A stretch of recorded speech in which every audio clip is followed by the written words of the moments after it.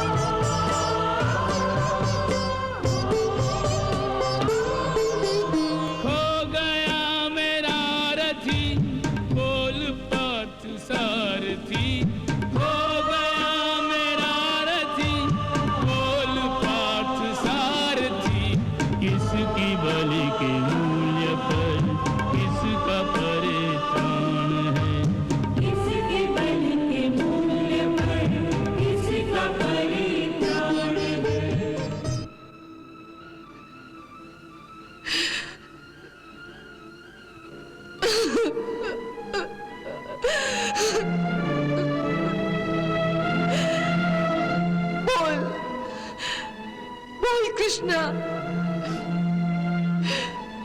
तू मेरे साथ ऐसा खेल क्यों खेल रहा है? बोल, क्यों तूने मृत्यु का ऐसा चक्रव्यूह रचा जिसे इस अभागी माता का अभागा पुत्र भी ध्वस्त नहीं कर सका?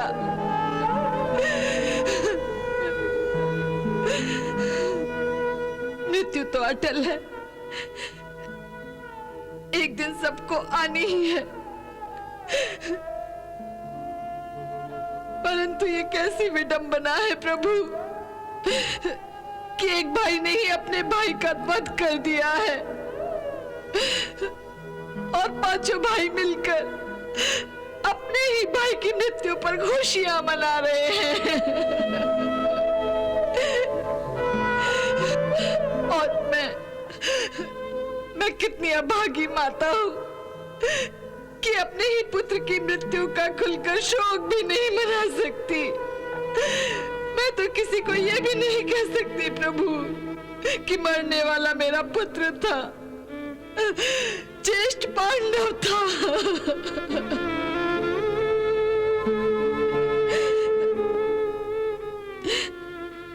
जीवन भर कर्ण मेरी ममता से वंचित रहा, अपने दूसरे भाइयों की तरह मेरी गोद में सर रखकर कभी भी सका। और आज जब उसका सर धड़ से अलग होकर धूल और मिट्टी में सना हुआ पड़ा है, तो मन करता है कि सब कुछ भूलकर कम से कम एक बार मृत्यु के बाद ही सही उसके सर को अपनी गोद में रख लूं, अपने आंसुओं से उसके तन और मन पर लगे हुए जख्मों के निशान मिटा दूं। परंतु मैं तो ये भी नहीं कर सकती। मैं कैसे कह सकती हूँ कि वो राधे नहीं कौनते है।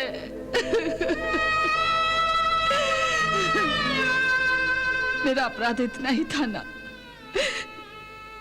कि मैं बचपन की एक भूल को छुपाती रही, कि मैं मां होने के नाते अपने पुत्र के प्रति अपने कर्तव्य को नहीं निभा सकी। एक पक्षी की तरह उसे अपने परों में समेटकर सुरक्षा देने की बजाय उसे स्वयं अपने हाथों संसार के महासागर में तूफानों से लड़ने के लिए छोड़ दिया।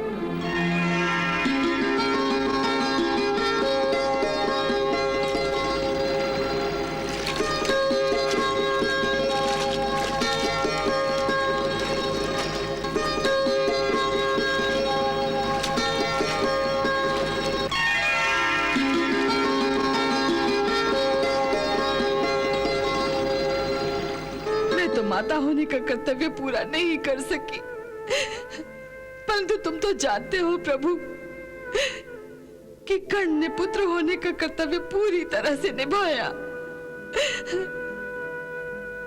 उसने मुझे वचन दिया था कि मेरे 5 पुत्र हैं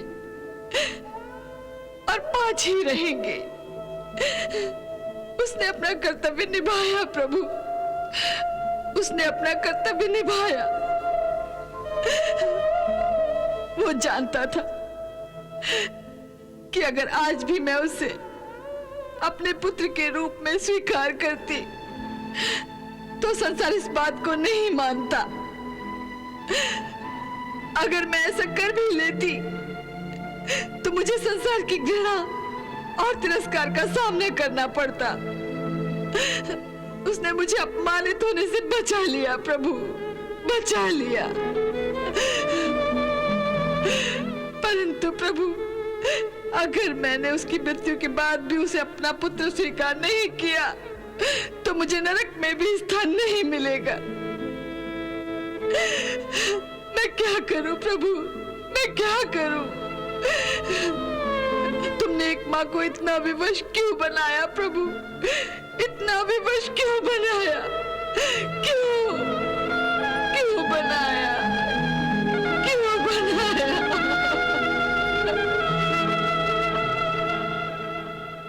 बड़ा गर्व था कर्ण को अपनी धनुर्विद्या पर। वो सर्वदा मुझसे बराबरी करने का दुस्साहस करता था, परंतु वो मेरे बराबर तो क्या, मेरे चरणों की धूल के बराबर भी नहीं था। जो सर्वदा अहंकार से सिर उठाकर बातें करने का दुस्साहस करता था, जिसका सिर कभी हम पांडवों के सामने झुका नहीं था, उसी कर्ण का सिर ही आज मैंने उसके धड़ से अलग कर दिया है। कर्ण का सारा गर्व, सारा अभिमान और सारा घमंड चूर चूर कर दिया है मैंने। केशव, तुम व्यर्थ ही कर्ण को महत्व दे रहे थे। तुम व्यर्थ ही कर्ण की प्रशंसा करते थे। अरे, मैंने तो उसे बार बार पराजित किया था, बार बार, हर बार। कर्ण तुमसे बार बार पराजित हुआ है, परंतु इसका अर्थ यह नहीं कि कर्ण एक श्रेष्ठ योद्धा नहीं था। तुम कहना क्या चाहते हो केशव? मैं श्रेष्ठ योद्धा नहीं हूं? मैं सर्वश्रेष्ठ धनुर्धर नहीं हूं? पार्थ, पितामह भीष्म तुम्हारे बाणों के कारण निष्क्रिय हुए थे ना? हाँ। तो क्या पितामह भीष्म से तुम श्रेष्ठ धनुर्धर हो गए? नहीं केशव, पितामह भीष्म की बात दूसरी थी। पितामह भीष्म से मैं श्रेष्ठ कभी नहीं था, कभी नहीं। परंतु कर्ण से मैं अवश्य श्रेष्ठ हूं। पता नहीं तुम कर्ण का ही पक्ष क्यों ले रहे हो। मैंने जब भी कर्ण के रथ पर बाण चलाया है तो मेरे बाण के प्रहार से कर्ण का रथ 10 कदम पीछे हट जाता था। 10 कदम।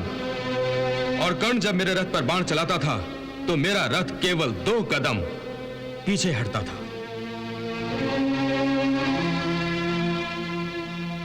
फिर भी तुम कर्ण की प्रशंसा में वाह वाह करते थे, मेरी नहीं।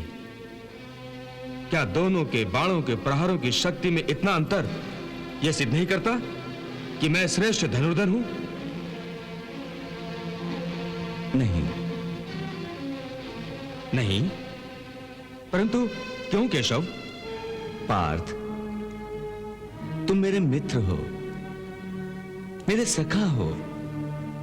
तुम मुझे सबसे अधिक प्रिय हो, इसलिए मैंने तुमसे कभी कुछ भी नहीं छुपाया है।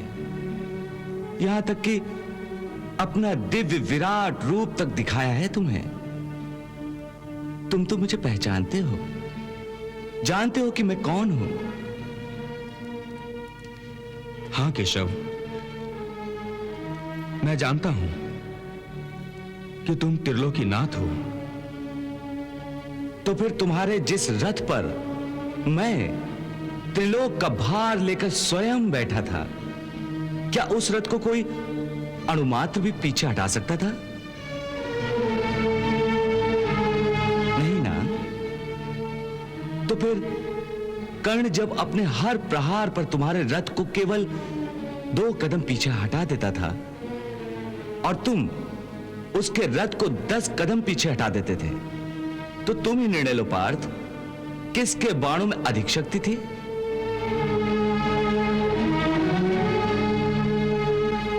पार्थ, असल में कर्ण तुम्हारा प्रथम शत्रु नहीं है, बल्कि अहंकार तुम्हारा प्रथम शत्रु है। इसलिए तुम अपने शत्रु के अधीन होकर समझ रहे हो कि कर्ण का वध तुमने किया है। केशव, रथ को पीछे हटा देने की बात तो ठीक है, परंतु इसमें क्या संदेह है कि मैंने कर्ण का वध नहीं किया है? नहीं पार्थ, कर्ण के वध के लिए तुम केवल एक माध्यम बन गए थे। असल में कर्ण का वध तुमने नहीं किया, भार्गव परशुराम जी के श्राप ने किया था। परशुराम जी का शाप? हां पार्थ, इस रहस्य को तुम नहीं जानते। जब द्रोणाचार्य ने कर्ण को अस्त्र विद्या की शिक्षा देने से इनकार कर दिया, तो कर्ण अस्त्र विद्या प्राप्त करने महेंद्र पर्वत पर भार्गव परशुराम जी के पास चला गया। परंतु इसके लिए समस्या यह थी कि भार्गव परशुराम केवल ब्राह्मण कुमारों को ही शिक्षा देते थे। इसलिए कर्ण ब्राह्मण कुमार का वेश बदलकर ही परशुराम जी की सेवा में उपस्थित हुआ।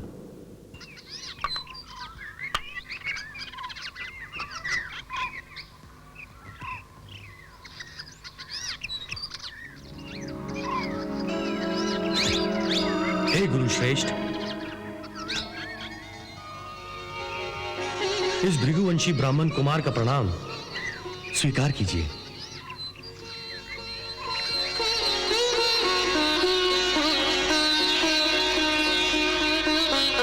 कल्याण मस्तु वत्स, तुम्हारा स्वागत है। कहो, मेरे आश्रम में कैसे आना हुआ? आपके दर्शनों की प्यास मुझे यहां तक खींच लाई है। जब से मैंने सुना है कि आपने 21 बार समझ धरती को जीता है, मन में यही एक इच्छा थी कि आपके चरणों की धूल माथे से लगाऊं।